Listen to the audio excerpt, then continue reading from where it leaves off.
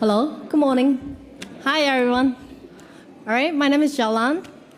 Good morning. Morning. Good morning. All right, good morning. My name is Jalan. I live half a mile away from here in Ramos.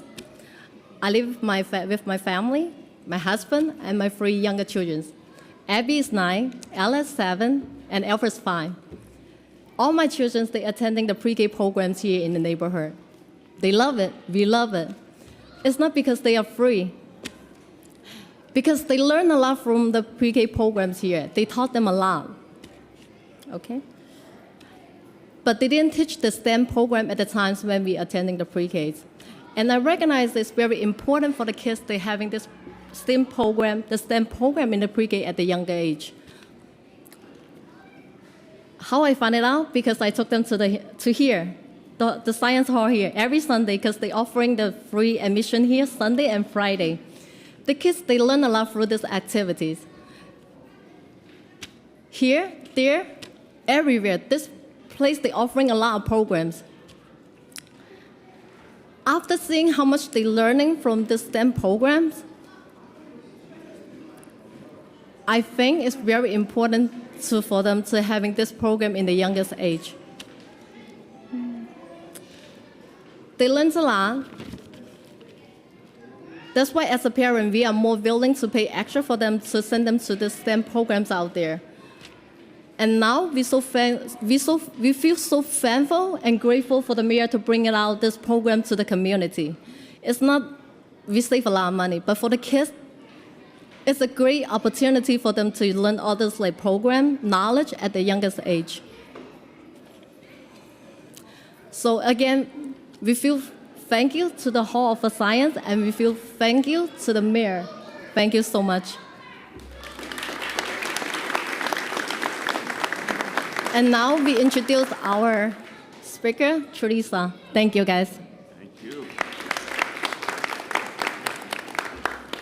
Thank you so much, Jolan Soom. Good morning, everybody. Good morning. I can't hear you. Good morning, everyone. My name is Julissa. I'm with Make the Road New York. I'm Associate Director, but today I'm here as a parent. I have lived in Corona, Queens for 35 years. This is where I was born. This is where I've been raised. And this is where I'm also raising my 2 kids. The Hall of Science is a special place for me. I was just a little girl when it first opened. I remember when my parents taking me here all the time with my 9 brothers and sisters. I remember coming here on field trips with my class from PS 143, which is a couple of blocks away from here. Now I bring my kids here all the time. This place is ours. The Hall of Science is deeply involved in our community. We are so proud of it. It's a magical place. I'm excited that our kids are going to be able to come here and learn in pre-K. This is going to be one of the best pre-K programs anywhere. They're going to learn math, science, and art at such a young age. I don't think people are surprised that this program are like this in New York City, but I don't think we were expecting to find it here in our neighborhoods in Corona. This new pre-K sends a clear message. Our kids are definitely worth it. Our kids are worth it? Amen. Yes.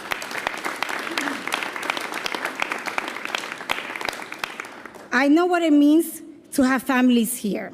One of my children who went to school before we had pre-K in our neighborhood, and one of my kids went to school after Mayor Deblasio launched pre-K for all.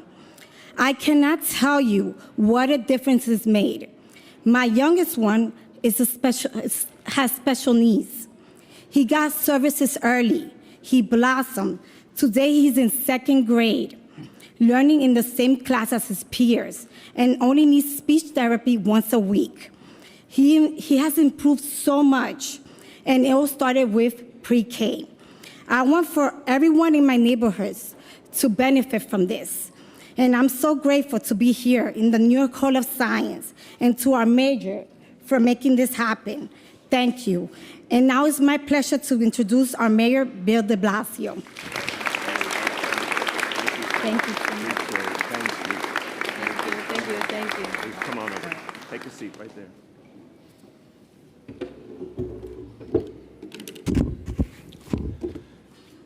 Well, Jalissa, thank you, and Jalan, thank you.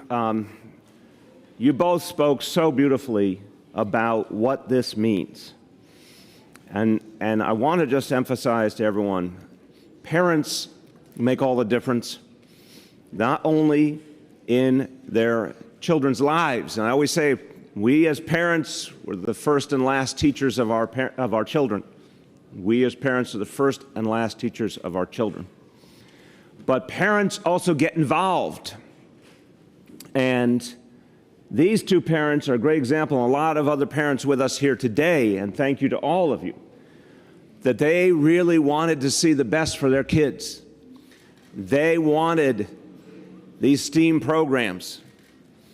And you heard the point about some parents wanted their kids to be exposed to these opportunities so early, and they wanted it so badly that they would go looking for it, and they would even pay for it, and a lot of them didn't have a lot of money to make those opportunities available for their kids, but that was so important to them. Nothing was more important than giving their child the best opportunity. But it shouldn't come down to whether you have enough money to afford it, or whether you have the time and energy to pursue these opportunities, because a lot of people in this town are working not one job, but two jobs and long hours, and they'd love to do more for their kids, but are just trying to put food on the table.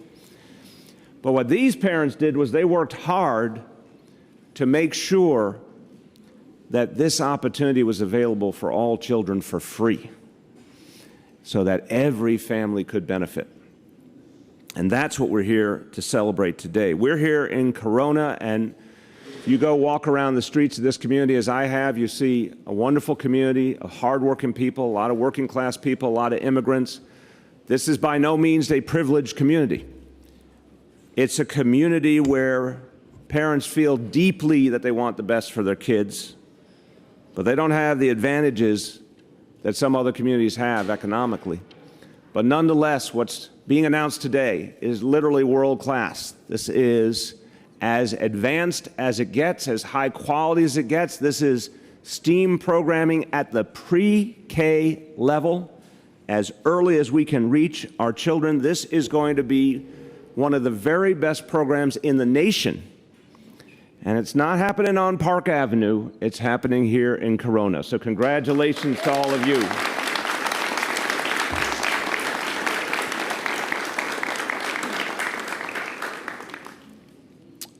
You're going to hear from some of my colleagues in a moment, but first, some heartfelt acknowledgments and thank yous. First, members of my team who worked so hard, and this has been a labor of love. As some of you may know, this was not an easy plan to put together. It took a lot of work, a lot of creativity. So tremendous thanks to Deputy Mayor Phil Thompson, to Chancellor Richard Carranza, to the absolutely extraordinary President and CEO of the School Construction Authority, Lorraine Grillo, and clap for all of them. And someone who really made this a labor of love, the Chief of Staff to Deputy Mayor Michaela Daniel. Thank you to all of you. And then to the Hall of Science, because we needed a partner. This was a big, creative, challenging project. We needed a partner who believed in it. And I want to thank everyone at the Hall of Science, all the trustees, and particularly the president of the Hall of Science, Margaret Honey. Thank you so much.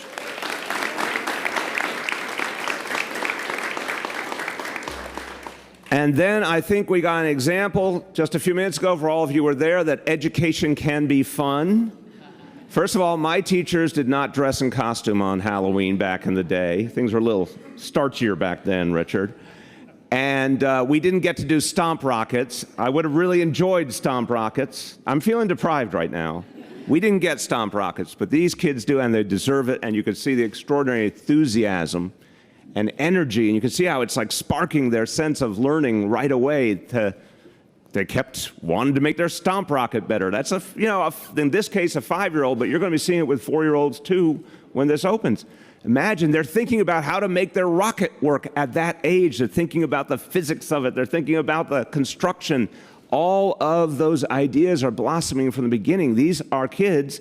Some of these kids are going to turn into scientists and engineers because they had an experience like that early and it sparked something in them.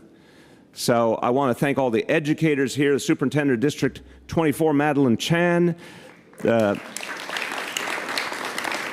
all of the educators from this great school. We saw the kids from PS 28 and the principal, Robert Quintana. Congratulations to all the folks at PS 28.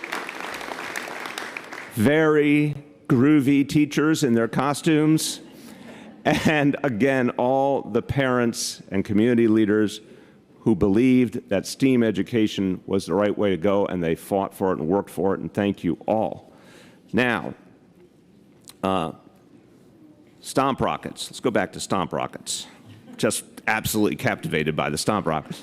So this is literally what education should look like in the 21st century. Hands-on, emphasizing actual critical thinking, decision-making, creativity. This is literally one little example, but I've got a pedagogical expert over there. This is actually what teaches kids to think. They're not memorizing, they're creating on the spot. And that's exciting. And I think when we started pre-K, and now as we build 3K, one of the things we saw is a lot of folks question the capacity of kids at their youngest years. Well, I respected those questions. I know they were honest, but I thought quickly, these are folks who have not spent a lot of time around 4-year-olds and 3-year-olds, because if you do, you are constantly amazed and shocked at how advanced they can be, how hungry they are for knowledge, how ready they are to learn. And again, the whole reason we did pre-K and 3K is as a city, as a society, as a nation, we were investing huge amounts of education dollars too late. We were missing the time when kids were learning the most and the best between birth and 5, and this city devoted itself to fixing that, to changing that, to really investing where we could have the maximum impact on these amazing young minds. And I tell a story from the first year of pre-K, and I know some members of the media were present to see this. We were in a classroom in Queens. It was one of the very first pre-K events we did that fall of 2014.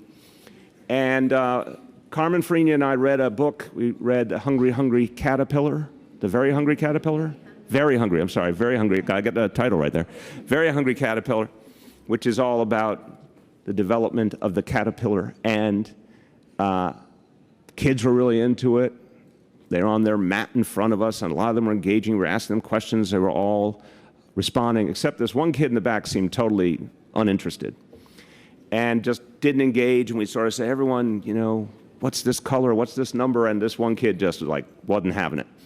So at the very end, we were about to get up, and the kid suddenly puts his hand up. And I'm like, okay, yes, what would you like to say? And he stares at me and he says, metamorphosis. And I am not making this up. I have witnesses. A 4-year-old kid, he says metamorphosis, which is the underlying theme of the Very Hungry Caterpillar. So, I mean, it's just a little example of these kids. They have amazing ability to learn. And we are meeting that ability with this kind of idea, this kind of STEAM programming right in their school, right here, collaborating the school and the Hall of Science, making it available.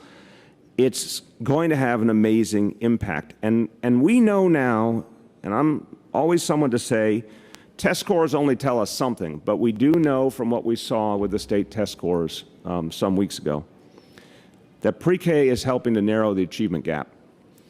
And it wasn't surprising to Richard Carranza, because reaching kids earlier, including a lot of kids who did not have the advantages, it was inevitable if you reached them earlier with high-quality education, you were going to see things start to move, and they did.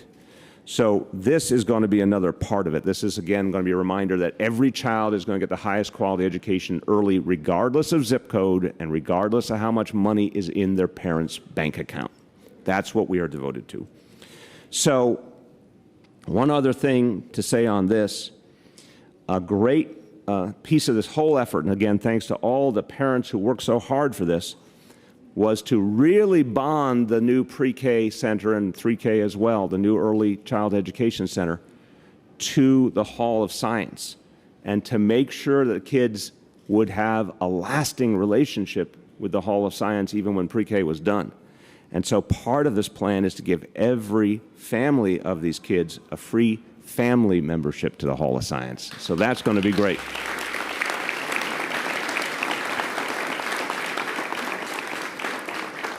So I'm going to say a few words in Spanish, and then we'll take questions on this announcement. We got some other things to do today, too, but just to say very clearly, fairness, this is what we talk about a lot. How do we become a more fair and just society? How do we become the fairest big city in America? It starts with the very first day a child steps into the classroom. That's when we actually achieve fairness, if we get it right on the first day, and that's what we're striving to do, and that's what this announcement is about. Just a few words in Spanish. Estamos aquí para anunciar el nuevo Centro de Pre-K Corona Science. El acceso a educación preescolar de calidad es vital para todas las familias. Estamos construyendo nuevas escuelas para que cada niño tenga éxito en su educación temprana. Okay, we're going to hear from some of our colleagues on this, and again, we're going to be taking questions first about this announcement, then we have another announcement, and then we'll go to other questions after. But now to give credit where credit is due to elected officials who really had to put serious effort into this one. This was a complex project. It involved our state capital in Albany. I will only comment to say that always adds complexity. Wasn't that gentle? So all of the elected officials worked on this and believed in this, and it started with someone who really made it a priority, the borough president of Queens, Melinda Katz.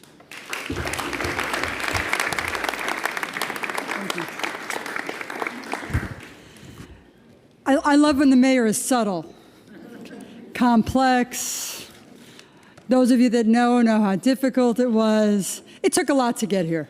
There is just no doubt about it. And if it weren't for the partnership of everybody sitting and standing in this room, we never would be here today. But it starts with the mayor of the city of New York. So, Mr. Mayor, thank you so much for caring about pre-K and for our young people from the first day you got into office. Congratulations on today. And to our leadership, you know, this took leadership. Hey, you come up with an idea, Hall of Science, big parking lot, let's put a school there, right? It's simple, not a problem. But the issues kept coming up for the last few years. How do you get there? There's issues of alienation. There's issues of funding. Will it really be tied to the Hall of Science? But it starts with leadership. It starts with leadership of the Department of Education, of the SCA. But this really had to start with leadership in Albany. And Assemblyman Jeffrey on Aubrey, thank you so much for the work that you did to get us here today. To Francisco Moya, who had to lead the way in the city council, needed everything from the council to a message up to Albany and everything that went with it. So we thank him for his leadership. And you know, Jessica Ramos, who, you know, came in a whirlwind, and here we are, and we appreciated her outspoken voice. So here we are at the Hall of Science, my kids' favorite place, just so you know. They're 8 and 11. They love this place, although, Ms. Honey, I have to tell you, they might like the playground a little more than, you know, but they like everything here. But Queens lacks seats. Queens lacks the number of seats that is required for all of our children. And mostly it's because Queens is doing so great, everybody wants to come here. Yeah. Our numbers are growing every single day. We are exponentially growing in population and tourism and all that comes with it. And that means that we need school seats. So this is a great step in that direction. We've had a lot of other steps. We've had PS 19's extension, PS 211, PS 143, PS 110, Corona Arts and Science Academy.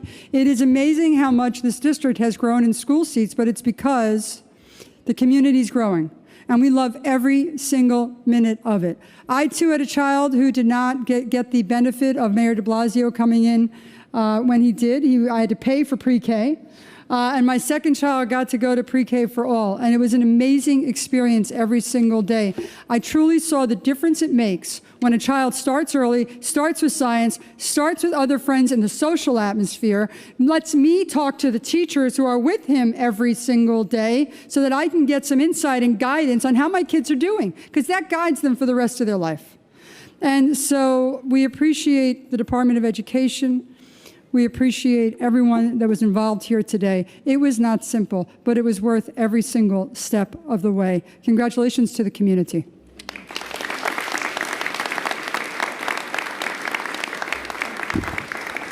Thank you so much, Melinda. And as I introduce our state senator, again, yeah, she came in, hit the ground running, and we needed that because, again, we had to get this through Albany, and it was not easy. But I have to say, on behalf of all my colleagues here from the administration, we are very proud of you as one of our alumni who is doing great and wonderful things in Albany as part of making a lot of big changes there. You've been in the forefront already, but we knew you would be. So an honor to introduce State Senator Jessica Ramos. Thank you. Thank you so much, Mr. Mayor. Pre-K is near and dear to my heart. The mayor actually first hired me many years ago as a member of the pre-K team to bring it to true universality with Michaela Daniel, with former Deputy Mayor Richard Bury and the entire team there. It was an incredible experience, and then I got to experience it as a parent. Both of my boys have been able to benefit from universal pre-K. Both went to PS 69 in Jackson Heights, where I live. And I really got to experience everything that the borough president described and more, really to see how my children were developing critical thinking skills that we know are going to be needed for the future. And that's why making sure that today was a reality, that we're able to open this Corona Science Pre-K is so pivotal and transformative really for our community, because many times communities of color like ours don't think that these STEAM careers of the future are for people like us. But here we are as the leadership of this community, of this city, of this state, saying that we want to make sure that every single child, no matter who they are, where they come from, have an opportunity to see a brighter future ahead of them and hopefully be able to contribute to our society in the best way possible. So I'm very thankful to all of the people who have been working on this specific project way before I was elected. So a big thank you to Borough President Katz, to Councilmember Francisco Moya, to Assemblyman Jeff Aubrey, to Richard Carranza, our Chancellor, and all of his team, the mayor for his leadership, because all I really did was pass a bill and make sure that we were crossing the finish line so that this could finally be a possibility right here in Corona, and that it promises to be a program that is going to be open for people who are actually living in our community and will be a true reflection of the community, which is what I'm committed to, and I know you guys are too. So thank you, and I can't wait to attend the grand opening as well. Amen.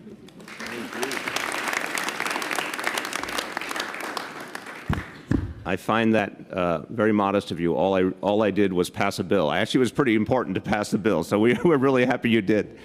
I have to just say something here from the heart about Jeff Aubrey. I've worked with Jeff for many years.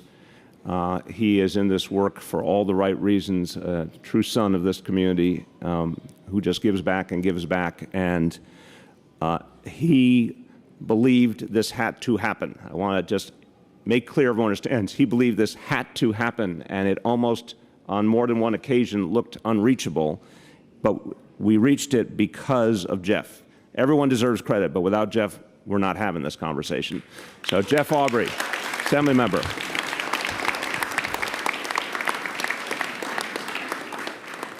Thank you, brother. We will continue to have the discussion about who's taller. Every time we come together, somebody asks the question, as they did today. So if you were in a Baptist church, they will say protocol having been established, which generally means that everybody has been introduced and thanked over and over again, and I join in that because it is so appropriate. We could not have done this if we didn't believe that government could actually work. And that's a hard thing to say today because there's a lot of skepticism about what government can do and what it can't do. 27 years in the Assembly, I've seen both what it can't do and what it does do. But this project, for me, was the epitome of what we should bring to our community. You will notice the rocket above us. I'm sure it had some correlation to the Stomp the Rocket. But even more important for those who don't know, this is part of the World's Fair site. 1964, took my first date to the World's Fair, 16 years old. And that World's Fair was designed to show us a better future. And over the course of time, the World's Fair and its exhibits went away, but the desire for a better future stayed in Corona, stayed with the people of this neighborhood who knew that the future was going to be attached to improvement and education. It's why most of our parents brought us here, why most of us stay here. And so this project ensures that for young people who are behind us.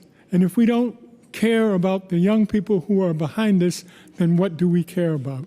So I'm just pleased to be here. I want to thank all of you. Thank the parents who have invested in their children. Thank the teachers who will have I believe, the extraordinary opportunity to teach in a facility designed for the future.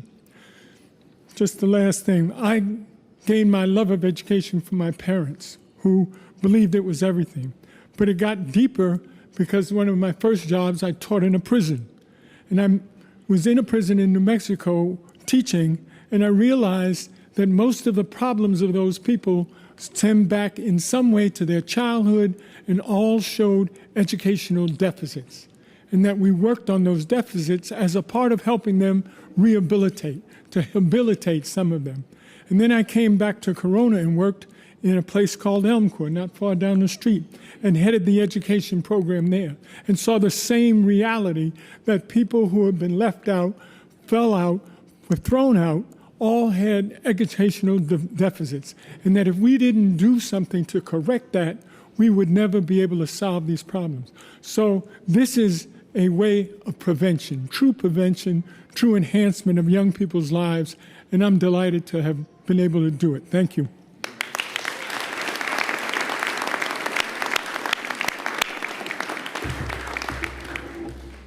Thank you so much, Jeff. And I also want to hear from our city council member, because there was also work to do in the council and with Albany and the council and in the community, and he was there every step of the way. So I want to bring forward Council Member Francisco Moya. It's a good look. Thank you. It's not professional. Thank you, Mr. Mayor. What an honor to be here. This is really very historic. I'm born and raised here in Corona, Queens. I live about 4 blocks from here. And this park has a very special meaning, not just for me, but for my entire family. My father actually met my mother here during the World's Fair in the Great Lawn. And as a kid, I remember I'd say, yeah, I'm coming to the Hall of Science. I always didn't make it through the doors. I'd be outside playing soccer. That was more of the passion that I had. But it's truly a historic day, and it could not have been done without the great work of so many of the elected officials that are here. But the mayor and his leadership, even from when he was public advocate and I was in the Assembly, we had always worked on early education issues, whether it was the DREAM Act. But when he became mayor, he made pre-K his priority. And we saw that that became what is happening now in our great city, one of the greatest programs that was ever put together. And we can't thank you enough, Mr. Mayor, for always having our children's education at the forefront of everything that you do. And today is a great day. There is a lot to say about how this project almost didn't get, it really almost did not happen. I will tell you, the borough president, Jeff, and when Jessica came on board, you know, there was a lot of issues. But to me, it really was one meeting, and it was one man who really changed the way I viewed everything that was happening. And that's the great deputy mayor, and Michaela as well, and the staff. Brilliant man with a brilliant vision of what the future should be for our children. And to have that here in Corona, Queens is one of the greatest things. So it's just one of those things where, we see that every day more and more, these are not just the jobs of the future, but they're increasing our present. And these programs shouldn't just be going to Bronx Science or to Manhattan. They should be coming right here to Corona, Queens, and offering our kids these incredible opportunities. And that's why I've worked so hard to support the summer STEAM program with LaGuardia redevelopment teams and others. But I look at myself, a kid born in Corona, Queens, becoming the first Ecuadorian American to ever be elected to public office. And I know in my bones and in my story that there's nothing that someone growing up on Corona Avenue and 111th Street can't do. And there's a reason in the world that we live in right now that is filled with bright and talented kids that are right here who could be the next Steve Jobs or the next Bill Gates. And I know that standing here, I'm in the presence of kids who are going to be our next generation of engineers, builders, scientists, who will develop bold ideas that we can't even imagine yet. So it just gives me great pride to have been part of this wonderful program. And thank you to everyone that worked on this and to my colleagues in government. Thank you very much.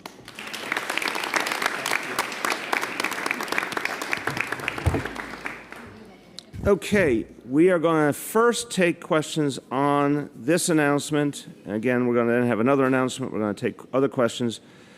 And so we want to keep everyone here just for this first piece of questions about this announcement today. See if there's anything, please. A few years ago, the playground at PS 28 across 111th Street was ripped up to facilitate the construction of pre-K trailers. I know that was on a temporary basis. Will they be returned to a playground space now that we have this? Lorraine Grillo, come forward. Yes, absolutely. That really, they were put there temporarily as we were working to get this project off the ground. Is there a timeline for that? Sure. Well, this project will be completed for September of 2021, and then we will remove the trailers. I just have a follow-up. I know that there was some mention, I guess it's for you and for the mayor, there was mention of the complications in the state legislature. It actually is the park alienation because we are currently on parkland. I know obviously there's a great need for pre-K and this is a beautiful building, but there is some concern that, using pre-K, using parkland to build, I mean, would you do this in another park which I think is needed, especially given the overcrowded situation here in District 24? I think the area that we're talking about basically was a parking lot. So we saw this as a terrific opportunity to partner with the Hall of Science, and it worked, thank goodness. Yeah, I think it was a particular situation. I don't think there's any bigger ramification. I think this was a thing unto itself in one of the most overcrowded districts in the entire city. And yeah, a parking lot, we all just looked at it objectively. It's a parking lot. It was something we could all make happen here. But everyone cared deeply about the larger issues and made sure there was balance in the way the Albany process was handled. Anything else on this from media on this? Yes? What's the cost of the project? What's the cost of the project? Damn good question.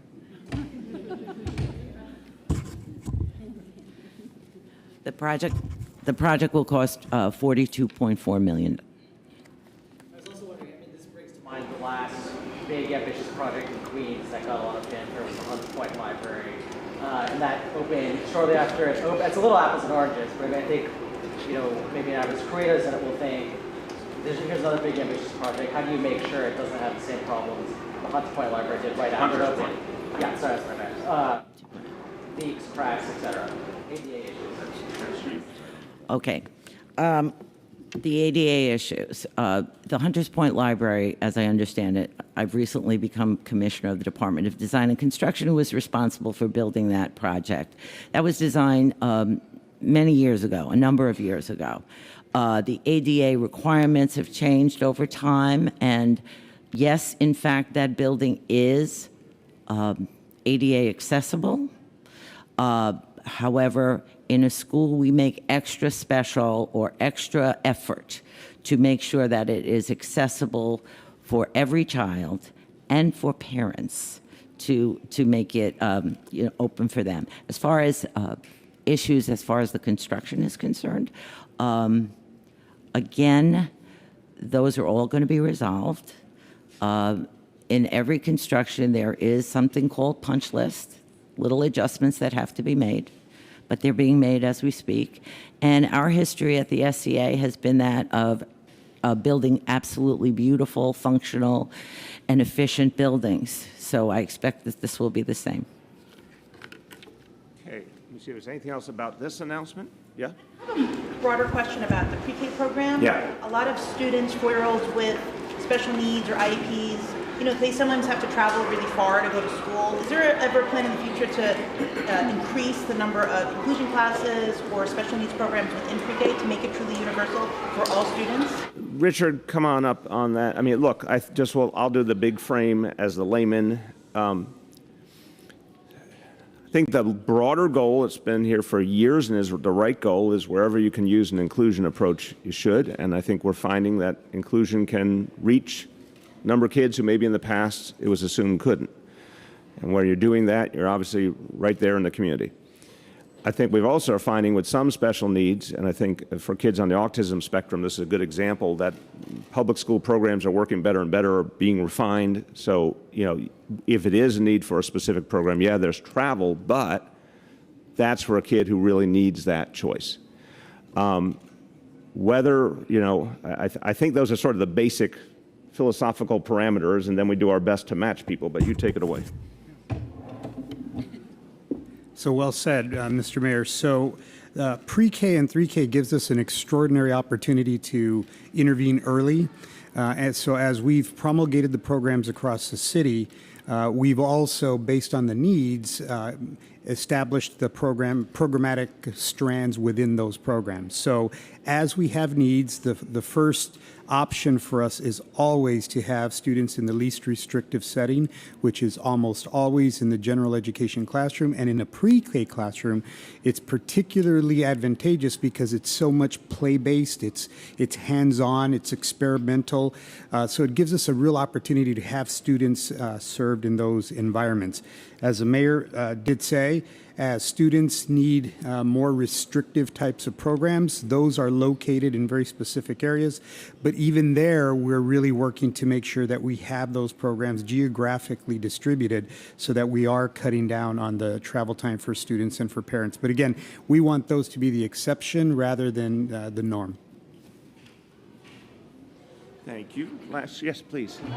Just slightly off topic, but on this Success Academy situation, we're in pain. I'm wondering if there's an update. The charter school is saying that the delay is making it too late for them to get a private space. Okay, Richard, come on back. I think your costume gets points for accuracy. I can't see that from here. Oh no, you're going too far now. You're going too far. You were doing good. Your hair looks good though.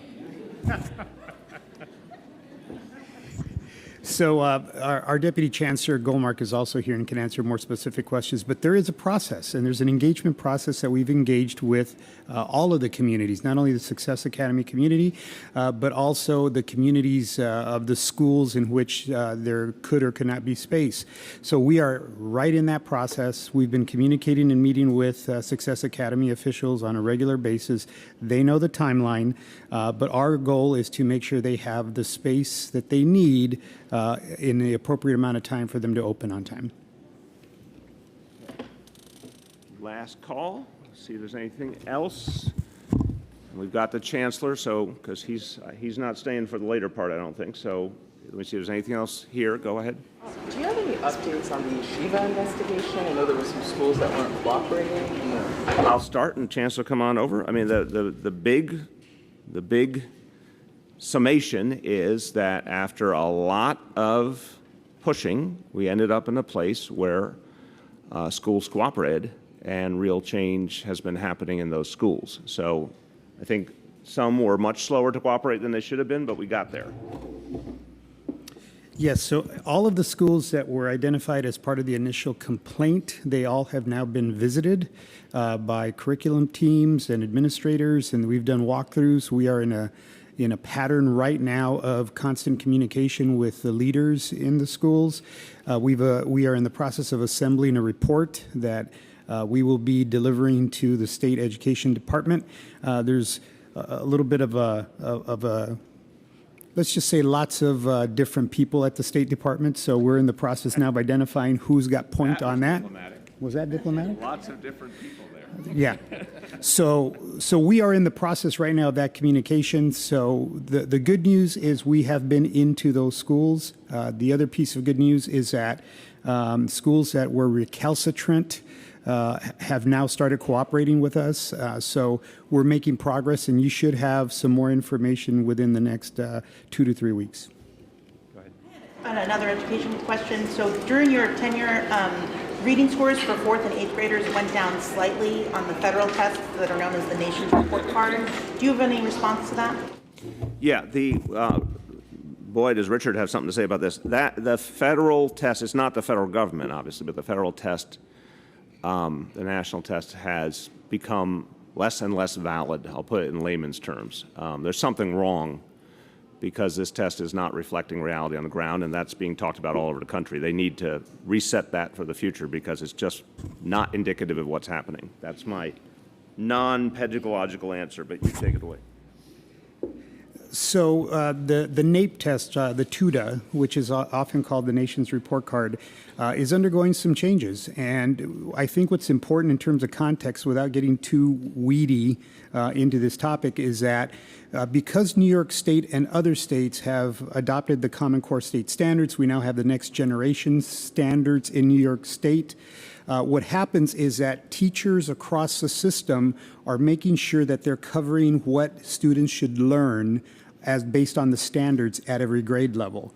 Now, when the state of New York then does its end of the year state exam, they're testing the standards that by law students should be mastering in the state of New York. The misalignment that the mayor referenced is that when you have a national administered test like NAEP, there are some misalignment issues. And I can give you an example. There's an issue with, for example, in the state of New York, we teach geometry in the 4th grade. We teach geometric concepts, yet on the TUDA, the NAEP test, that's measured in the 3rd grade. So there's a misalignment. Kids are being tested on something they haven't even experienced yet because of the curriculum and the state standards that they're following. That is becoming more and more pronounced. I just came from a meeting of the Council of the Great City Schools, the 76 largest school systems in America, many of whom are part of this TUDA test. And this was a big topic of conversation, so much so that the last administration of this test, TUDA actually came out and said, we recognize there is some misalignment and we're recalculating what those scores are. So I think the real barometer for us in New York is our students doing better on the state exams, which is a true reflection of what is being taught and the standards that we have in New York State. Nationwide, they were flat. Statistically flat. The other thing that I would just say very briefly is that these tests, they do a random sample and it's a very small number of students. So when you're thinking about New York City with 1.1 million students, it's just a drop in the bucket. It's not a real comprehensive look at what we're doing in New York. Thank you for being less wonky than you might have been. All right, last call before we go on to this new section. Okay, we are going to stop this part and we're going to do another announcement. Thank you to the elected officials for being here and all the community members. Thank you so much, everybody.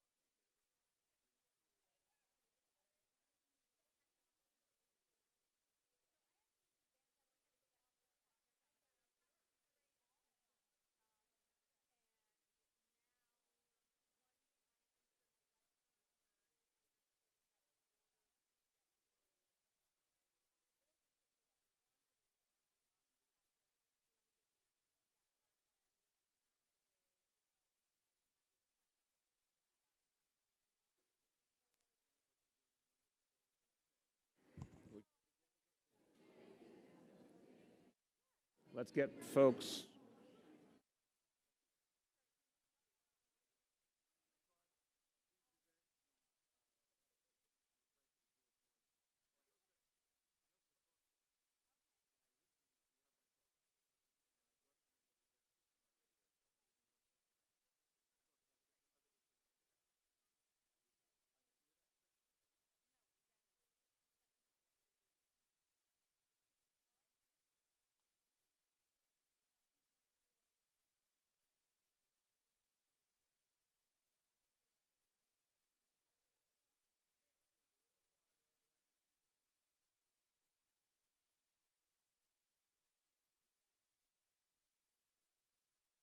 All right. Everybody ready? So we just talked about the announcement of the Pre-K Center as an example of focusing on fairness. The next announcement is all about fairness, all about justice, about the work we do and the absolutely crucial role that our law department plays. And today I am so honored to announce that our new corporation counsel will be Jim Johnson. Congratulations, Jim. Jim is joined by his wife, Nancy Northrup, and I want to just give her special praise as well. This is the ultimate power couple here in terms of doing justice and good works. Nancy, as president of the Center for Reproductive Rights, has been in the forefront of protecting the rights of women, and boy, there's a time in history where that is needed more than ever. So Nancy, thank you to you and your team for all the work you do. And I want to also offer a thanks to someone who is not present here but is doing her job right now and will keep doing the great job she's been doing. Georgia Pestana acted as our interim Corp Counsel. She will continue in the role she played under Corp Counsel Zachary Carter as the first Assistant Corp Counsel. She's done amazing work over these years and someone who we have depended on in so many issues, and particularly played a crucial role in some of the recent victories the city of New York has had in legal cases against the Trump administration. So I want to express my gratitude to Georgia for all she has done and all she will do. The law department, a lot of New Yorkers don't have a reason to see the day-to-day workings of the law department, but it's literally one of the biggest law firms in America. More than 900 lawyers, 600 support staff. This is a huge part of the work we do. And that is true every day, and that's been true for years and years, just making this city work and making sure that New Yorkers are treated fairly and addressing big, complex issues. But that has taken on new meaning during the last few years of the Trump administration. We have seen the rights of women under attack, the rights of immigrants, consistently seen efforts to take away funding from the city of New York. In fact, even this week, we're fighting to stop the Trump administration from taking away food stamps from New Yorkers who don't have enough food to eat. That's how basic it is. And the law department is often the first line of defense. The law department is often the place that can save the people in New York City from some really dangerous federal policies, and they've done that time and time again. So we looked for the right person to be our corporation counsel. It was so important to me to find someone who really understood the values of this administration. He understood it not just professionally, but personally. Jim, throughout his life, starting with his family life, is really, in his whole way of working and living, exhibited that kind of understanding. He comes from a proud middle-class family. He worked hard for everything that he has achieved. His dad was a real estate agent in his town. His mom, I love this, a church organist who earned a PhD at the age of 68. So that says a lot. Jim had parents with that kind of drive and that kind of vision. And Jim, I know your mom passed earlier this year, and I wish she could have been here because I know she would be so proud of you, and I know she's been proud of you many other points along the way, but I just want to acknowledge her great and positive influence, and I hope she's watching from up there and appreciating this day. Jim got a lesson early on that injustice was everywhere. His dad, as I said, was in real estate, but he was not allowed to sell houses in the white neighborhoods in his community. His parents had to teach him to be careful. One of the things Jim told me was literally being told by his parents, even if you just buy some bubble gum, get the receipt in case someone asks. So just a small but a powerful example of the consciousness of what so many people still have to deal with. His parents worked 7 days a week. They worked hard to provide for Jim and his siblings, and that lesson was learned well by Jim. He went to Harvard, both undergraduate and the law school, and he realized he had an obligation to serve others. And his whole career he's done that, first in the U.S. Attorney's Office here in the Southern District, then at the United States Department of Treasury in the Clinton administration, where he ultimately became the Undersecretary for Enforcement, dealt with a huge number of challenging issues, including being one of, in fact, I think, first senior federal official to go to the site of the Columbine massacre and to see the horror of guns being available to people who shouldn't have them. And he put that lesson to action, working tirelessly to close the gun show loophole and to act to create a safer society. He also had ample occasion in the work he did to work closely with law enforcement. And he said to me he saw personally, particularly after Columbine, the trauma that so many in law enforcement went through and understood how important that was to address. Many things he's done in recent years, including tremendous work with the Brennan Center, building a team of national experts to support criminal justice reform. And then, as I'm sure you've seen, he tried his hand in political life as well, running for governor of New Jersey in 2017.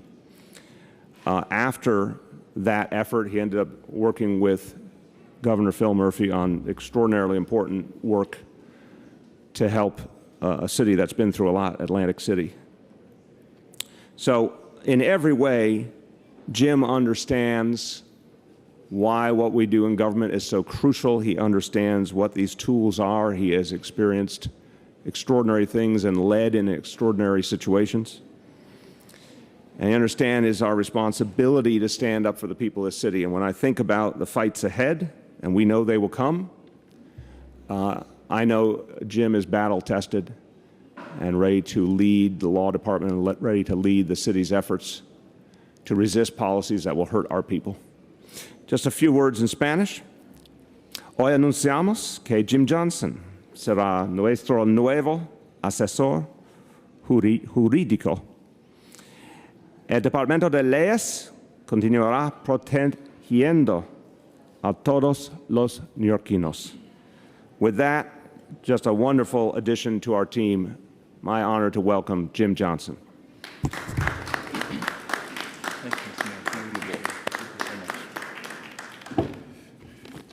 Good morning. Thank you, Mr. Mayor, for the opportunity to serve. Thank you for those really perhaps overly generous remarks. Thank you for mentioning my mother. My mother was an educator, and her spirit is here. She's not looking down, particularly on this morning where you spent so much time celebrating children and giving them opportunity. Zach Carter, whom I will succeed, has been a friend of mine for 2 decades. And during his time in the office, he's talked so much about how much he valued the law department. And I am excited about the opportunity to work with the team that he assembled. I've already had a chance to meet with the first Assistant Corporation Counsel. Georgia is fantastic. She is gracious. She is extraordinarily smart. And I am looking forward to working with her and the rest of the team that she so amply and ably exemplifies. The mayor talked a little bit about my parents and my background. My father was a Marine Corps vet. My mother was a musician and an educator. They were both pillars of our community. For them, And from them, the core values of service and public interest became fundamental to me. They were the bedrock upon which not only I built my life, but my siblings as well. My brother is a preacher. My sister is a school librarian. And they are values that I share with my wife, whom the mayor so graciously introduced, Nancy Northup. She is, for me, an inspiration and I think a model for all who would be public interest lawyers across the nation. I'm Jersey born and bred, and yet I have always understood that we have a deep connection to New York City in particular. It may have stemmed from the fact that my great-grandfather was a tunnel driller at the Holland Tunnel. But more significantly, it was because of what my parents did. For 7 summers, they ran a camp in western New Jersey. And many of the kids that went to that camp were kids who faced deep challenges. It's clear some came from Newark, but also a large number of our kids came from Brooklyn, from Ocean Hill with Brownsville. And while I worked at that camp, it is not the easiest thing to be the child of a camp director. My job was busting suds in the kitchen.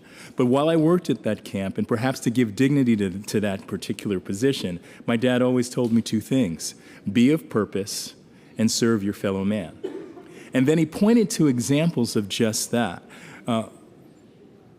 He was a project manager for an architect, and one of the projects for which he was most proud was in Brooklyn, New York. Gardner Taylor was a legendary Baptist preacher, and he led that congregation with vision, with rock-steady faith, with true inspiration. And one of the things he wanted to build was a nursing home so that people who reached a certain age, advanced years, didn't have to leave their community, but instead stayed in their community. And I went to Albany with my dad, taking the plans and the permit applications to Albany so that we could see this vision enacted. And what that taught me, because Dad was always pointing to Gardner Taylor, what that taught me was the power first of having a compelling vision and then having the discipline to execute. It's a lot like, I think, what is bringing the school here to what will be a former parking lot. At the same time, my mother was a secretary in a law firm. That was during the week. On the weekends, she taught piano lessons on Saturday, and on Sunday, she was a church organist. Both of them emphasized the importance of community. My mother also, as the mayor indicated, she got her last degree when she was 68. But she got her first college degree, when I was a sophomore in high school. She didn't have the opportunity, and she often said to me, if I had had the chance, I would have been a lawyer. So she was a secretary in a law firm. But she pointed me to lawyers that made a difference. She used to clip out a page of the Amsterdam News, and on our refrigerator, instead of baseball players, we had Thurgood Marshall. We had Pastor Leon Sullivan. Those were the examples to whom I was supposed to repair for guidance and thinking about how I was going to move forward. It was natural, in fact, practically ordained, that I would spend most of my legal career in public service. And that service has shaped me, and it will inform how I approach my stewardship of a legendary law department. There are tough issues that are facing New York, and there always have been. Some of them are police-community relation issues. I know about those issues firsthand from a couple of different ways. When I was a prosecutor in the U.S. Attorney's Office, one of the most important cases that I handled involved the attempted murder in the Bronx of an undercover police officer. He was trying to get the goods on a crew that was dealing poison in the community. They set him up. He was wired, and they shot him repeatedly. To make that case, I had to listen to that shooting over and over again. These things stay with you. When I was in the Clinton administration as Undersecretary of the Treasury, one of the bureaus that I oversaw was the Bureau of Alcohol, Tobacco, and Firearms. And one of their tasks was investigate gun crimes. And when the agents called me in one day and they said, we have the worst thing that we could imagine happening. There's been a shooting in Columbine. Within 2 days, because I had to see for myself, I had to be with my agents who were responding to that crime, I was in that library where 10 children lost their lives. No one should have to see that. No one should have to endure that as family members. And yet our law enforcement do things like that all the time. And so I understand both the horror that guns in the wrong hands can visit on communities and what happens to law enforcement when they have to deal with those crimes. And in a more personal matter, when I was 7, one of the members, and this may have been the thing that launched me into the direction of law enforcement, one of the most revered members of our community was killed in a gun crime. So that side, the law enforcement side, is something that is really part of my DNA. But on the other side as well, I understand because I've been stopped in my own car. I understand because I've been searched in broad daylight, carrying nothing but a carpet, but searched for guns, that the tension between law enforcement and many of the communities that it serves is real. There's an empirical basis for the distrust, but there's also trauma on both sides. And it's my view that there are ways to understand that trauma and bring us all together. And that's the work that I've done. The work that I did when I was chair of the Advisory Committee on Police Standards in New Jersey that looked at racial profiling. That's the work that I've continued in Atlantic City on working to turn that city around. When we borrowed from New York, flattery is the sincerest form, right? Rather, imitation is the sincerest form of flattery. Borrowed from New York and created in Atlantic City our Neighborhood Coordination Officer program, which is modeled on what the NYPD has done. There is lots to be done, and I'm ready to get to it. My father had many different jobs, and he was many things to me. He was distinctly proud of having served in the Marines. He even applied the idea of esprit de corps to our sports teams. That was his first answer as to why we lost. Had nothing to do with the fact that we were often short and slow. And yet my dad was under no illusions that the promise of America wasn't fully extended to him. But he believed that it could be. So did my mother. And the real estate agent who couldn't sell in certain areas raised a son who could oversee a fair housing settlement in Westchester County, and a son who could fight to keep people under threat of foreclosure in their homes. The church organist who didn't finish all of her schooling until she was 68 emphasized education and had a son who advocated for making college accessible to all. We are not yet done in this city or in this nation with the work of nation building, of empowering people, of creating a society that is much more fair and much more just. We are not in this city or in this nation what so many of us want, which is a place where fairness can almost be taken for granted. As the mayor so often makes clear, and he did this morning, we can be, we should be, and we must be. And from my perspective, the law is a vital tool to get us there. I believe in the power of law, and the New York City Law Department leads the way. The core of the mission, as I've learned from Zach and from Georgia and from so many others, is representing the city, yes, as a corporate entity, but also representing the common good. The department does and must look out for the most vulnerable among us, in addition to protecting the city's fisc. And at this time, with a president that cages children, a president that would take away food stamps, from the most vulnerable, this department has a vital, essential mission. We can, we must do more. We will do this while upholding the wise laws that set us free. I am looking forward to taking on this mission and meeting with and working with my new colleagues in the law department. And Mr. Mayor, I am humbled, truly humbled by the trust that you have given me and displayed in making this appointment. I won't let you down. I pledge to you and the citizens of New York my very best. Thank you. Well done. Stick around. Stick around. Okay, let's take questions about this appointment. Go ahead.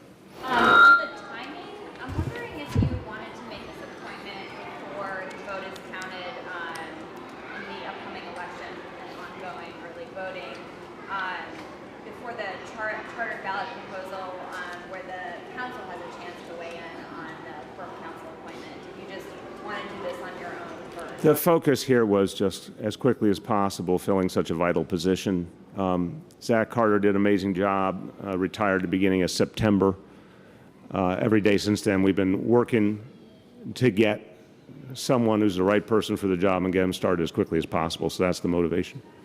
Go ahead. Anybody else? Go ahead. I don't know necessarily about this appointment, but are you taking off topic yet? We're on this appointment. Go ahead. To ask Mr. Johnson, sort of what you spoke a lot about the work that you have done throughout your career. I guess I'm curious as a whole how you use your department in terms of what's most important, what the department is working on, cases that are unresolved. I mean, sort of how do you see the list of priorities as you're Well, one of the things, and unfortunately, for some purposes, I am a lawyer, and I haven't yet even started the job, but I've been getting briefed. And there are a couple of issues that are really vital. As I mentioned, the city and the nation are facing a president that is just tough on the most vulnerable. And one of the things that the department has been doing, and I would like to advance, is focusing on affirmative litigation. Taking those cases on that will push back and reset the balance of the relationship of government to its citizens. So that's a very important priority.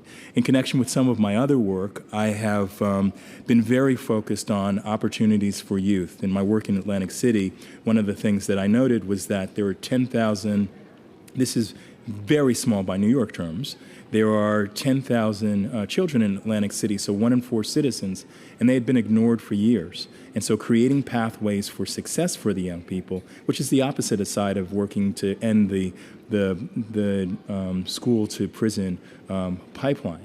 And so one of the things that I would be focusing on is juvenile justice and looking to advance the work there. But there are a host of issues that I hope to, and I plan to weigh in. That's my nature. And there's lots of great initiative that's going on in the department right now. So Nancy and I got married 5 years ago, and we have been essentially bi-coastal. Nancy will tell you that she has lived in New York for, I won't say how long, but since she was 3 off and on. And we have an apartment downtown, a short walk away from City Hall. Both for the mayor and Mr. Johnson, a Queens jury awarded a man $11 million earlier this week. I just want to read you a statement from the law department and ask you a question. So the man was shot by police in the neck during a traffic stop. Your law department said a split-second response by an officer likely stopped this driver from dragging an officer to his death. A response we believe was justified under the circumstances. We strongly disagree with this verdict and are reviewing the city's legal options. So I wonder if you plan to appeal from both of you. Okay, again, I don't know all the details of the case, but I think the statement speaks for itself. The city's reviewing its options in light of the specific defense that we brought. So I don't think there's a lot to add. This is Was justified Again, I don't know the specifics of the case, so I can't speak to it, and I can speak on behalf of Jim, saying he's not even been briefed on it yet. So when Jim's got an opportunity to get a sense of where things stand on that case legally and next steps, he can speak to it then. Any other questions about this announcement of the new Corp Council? I see you have anything left here? Once, twice, please. Affirmative litigation against the Trump administration. We are too. New York City, I mean, he has properties and businesses here. So can you just elaborate a little more what you might have in mind when you talk about affirmative litigation? In the highest level of terms, the strategy, at least as I understand it, is not directed at all to him as a citizen or a private property owner, but it's directed to policy. One of the reasons that we talk about, I think, the wisdom of the law and the resolving tough issues in court is because we're not about trying to exact revenge or visit vendettas on people. This is about justice, and this is about his policies, and this is about the actions of the administration that could be harmful and are harmful to citizens. As a former federal prosecutor, do you feel like the district attorneys are doing enough to hold the president accountable? I have no basis for answering that question, particularly as a former who hasn't had access to any of the information. Not from this spot. Right. And again, let him get some time on the job and then ask the question again and be a different situation. Okay, I'm going to assume we have no more questions on the new Corp Council, so let's go into off topic. Marcia.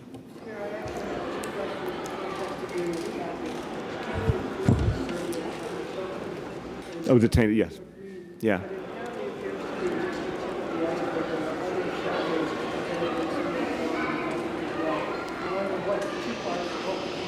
Yeah.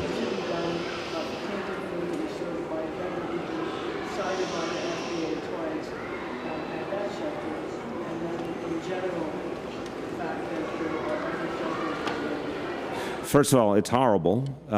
It's unacceptable. Thank God, as I understand it, the folks who were exposed to that food are going to be okay. But no, we don't accept that. Any vendor who doesn't do their job, they're not going to be a vendor with us. So there has to be an investigation. There has to be a look at it to see if it's a situation that can be resolved. But if we don't like what we see, we'll change vendors. Again, it's not acceptable, Marcia. It's real simple. If it's proven that this is something that they knew about, didn't deal with, or are not able to deal with, they'll be out.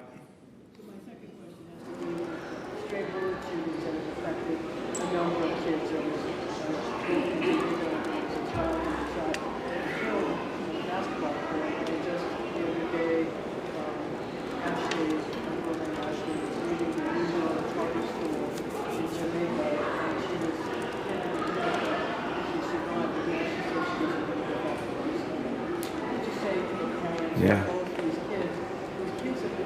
Sure. It's horrible. As a parent, my heart goes out to them. And I understand if a child's been through a trauma like that where they wouldn't be comfortable going back to that place. And we'll obviously work with that family to find them another school that they're comfortable with. To the family who lost their child, it's the worst possible thing in the world. We've had some definite issues that require more NYPD presence, and that's been the answer. And we've seen this for years now. Sometimes a lot of it is gang and crew activity. We know this. And it's very few people, Marcia, creating a lot of pain for others. We go right after those people at the NYPD. We put more and more officers in place, and we deepen the gang investigations, and it often leads to a takedown of a gang. We're just going to do that more and more. I think we've had a gang problem for a long time, and other cities very sadly have a much worse, much more blatant gang problem. I think NYPD has done a fantastic job undermining gangs, taking them down. We're going to be doing a lot more of that. Go ahead. I wanted to ask about another personnel announcement today. Your Commissioner of Cultural Affairs, Tom Pickleborough, was announced today that he will be stepping down. Yep. I'm curious if you could comment on if that was an amicable decision that you did want to step Again, down. this is a point in administration. You know, there's 2 years left. having different conversations with different folks. I'm not going to go into details of the conversation, but, you know, again, it was a mutual decision. And when is his last day? And He'll go to the end of the year. and for your next commissioner, are you kind of looking to go in a, if you're looking to go in a different direction, what different direction? And is it a nationwide search? It's always a nationwide search. I'm just back on the teen shootings. Two questions. One, do you think you're doing enough to keep guns out of the hands of teenagers in the city and keep those who are innocent safe? And then public advocate Marty Williams the other day called for more youth employment and said that you've been historically resistant to that idea. I don't understand how he could say that, considering we've expanded youth employment massively compared to the previous administration. So no, we've actually put. You look at the growth pattern; it's been constant on youth employment, meaning summer youth employment. I have said very bluntly, and the deputy mayor has been working on this with great intensity. We have to make sure those jobs, those summer jobs, go to the kids who actually need them, for whom it would make a difference in their life and help ensure that they wouldn't end up in a situation where violence is a part of their life. And I don't think that was always true in the past with those programs. But in terms of the expansion, we can get to the exact figures, but it's quite clear. Yeah, we all have more to do in terms of addressing illegal guns. I mean, you know, everyone knows the problem is we don't have the right gun laws in this country, and everyone knows the guns come from outside the state. But that's the reality we've been handed. We have to always do more. NYPD has done an extraordinary job, not just driving down crime, but driving down violence and taking guns off the street. And I really believe as that continues, because crime continues to go down, that they take the resources freed up and keep applying them to where the need is greatest. So that will continue. Yeah. I want to ask about Rafael Salamanca's bill, which would require, I guess, city developers like any form of city aid to set aside 50% of units for homeless shelters. The speaker said that he's been negotiating with your office. Can you just bring up to speed on those negotiations? What's your latest stance? I think negotiations have been very productive, and I'm confident we'll get somewhere. Is there other things you like and dislike about it? Is 50% too high, too low? Again, from the beginning, what I've said is two things. One, we want something, we all share the same goal of helping folks who are homeless. We want something that is workable, and we want something that balances with all the other affordable housing needs, because we have a huge number of low-income folks, working-class folks, middle-income folks who need affordable housing too. So we've been trying to figure out the right balance, the right approach. I'm absolutely confident we'll get there. It's been a very positive, productive conversation with the council. And the other thing is to recognize that over 100,000 people have gone into shelter and gone out from shelter to affordable housing in the last 6 years, which is the thing I've always said to the advocates who I know are heartfelt and honest in their desire, but I said, could we start with a recognition of it's already happening on a vast scale? But again, I'm confident we'll get there. The council on that same question says they have the votes. If they don't make any more changes to the bill, would you veto that? Again, we are in a very productive relationship with the council. It's been not only the last 2 years of this speaker, but the 4 years with Melissa Mark Viverito, and we have a high level of alignment on what we're trying to achieve. A lot of the conversations are about how to make things work, how to make sure we can keep all the commitments in the legislation, and making sure if there's unintended consequences or other pieces to the puzzle we think about. We've always been able to resolve that. I'm confident we'll resolve it here. Please. Did you ask him to step down? Kim, I don't want to get into a whole lot of detailed conversations, to simply say it was a mutual decision. And was the sort of snafu of the statute? No, not at all. Yeah. You commented a few weeks ago about Jeffrey Epstein's death. I understand a former city medical examiner is saying he thinks it may have been a homicide. What was your take on that? I haven't seen the reports, but I'm going to stay right where I was. Again, at that moment, there was a lot of focus, and I was getting some information, just recognizing I'm not up to date, but I still stand by something doesn't fit here. It just doesn't make sense that the highest profile prisoner in America, someone forgot to guard him. So I want to understand, I think everyone wants to understand what really happened. I don't know what the nature of the death was. I just know it should never have happened, and we still don't have good answers. Yeah. I'm kind of curious, again, back to Commissioner Finkelpearl. I'm always just, needing to explain the process a little bit. Why do some commissioners, like Commissioner Sutton, who got to go to the Intrepid for her farewell, and with Commissioner Finkelpearl, it just gets dropped in a statement today. How does it get decided? These sort of. I'm just not going into the day-to-day inner workings. Personnel matters are personnel matters. They are treated with respect and discretion. Each situation is different.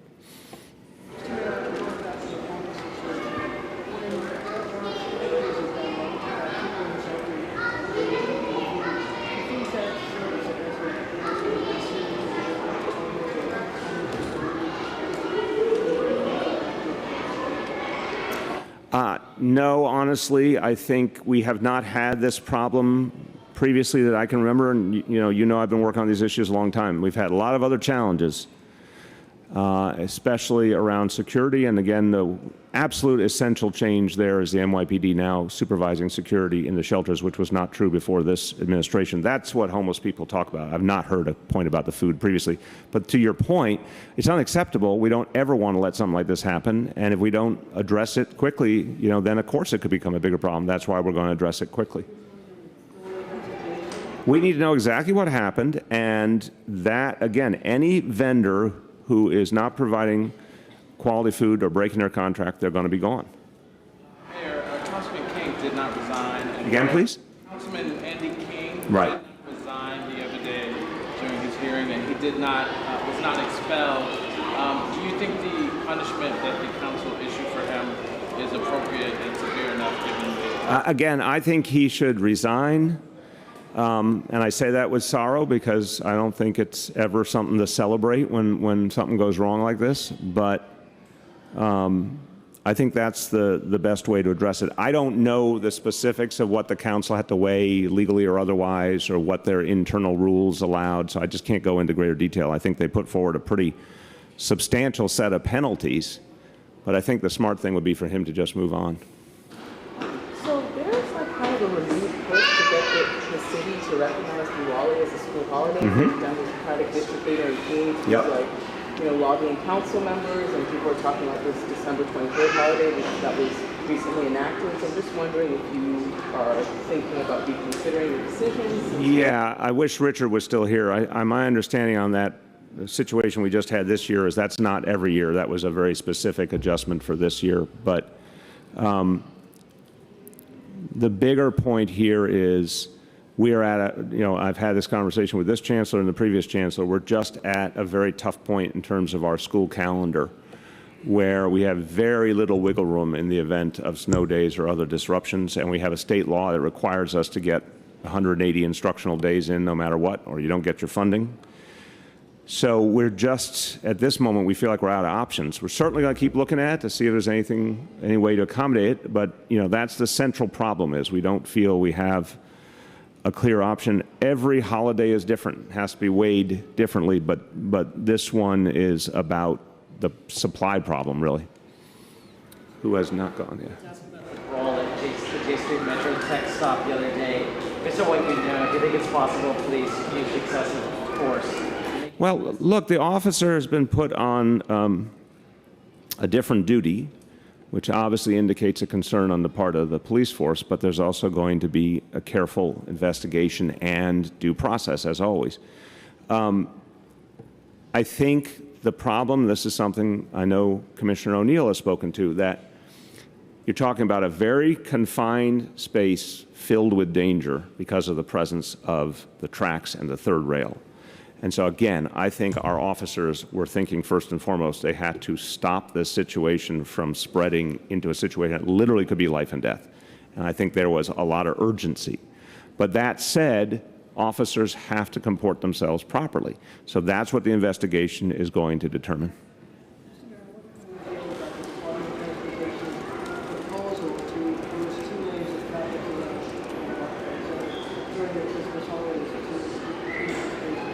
I think it was premature that whoever at Department of Transportation let that get out there, maybe it was accidental, maybe someone was trying to further their own agenda, but it was premature. It had not gone through the proper process and review and was not signed off on by City Hall.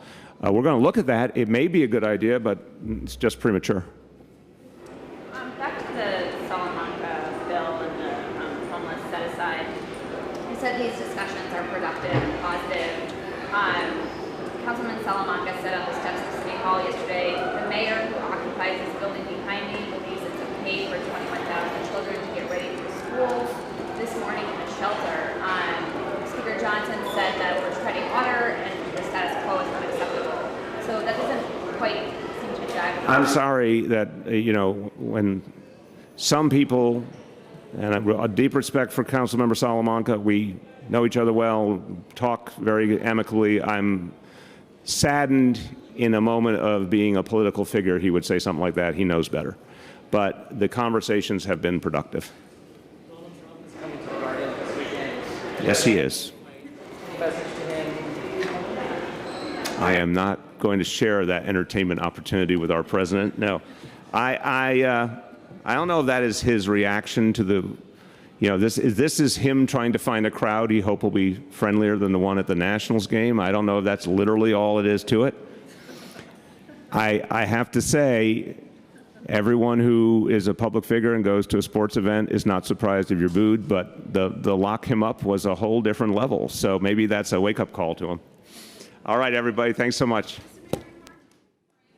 I'm sorry. You mean tonight? I don't know yet. We're working on it. Thank you. Well, you saw I did it on Friday, my costume. 1980s fitness guru.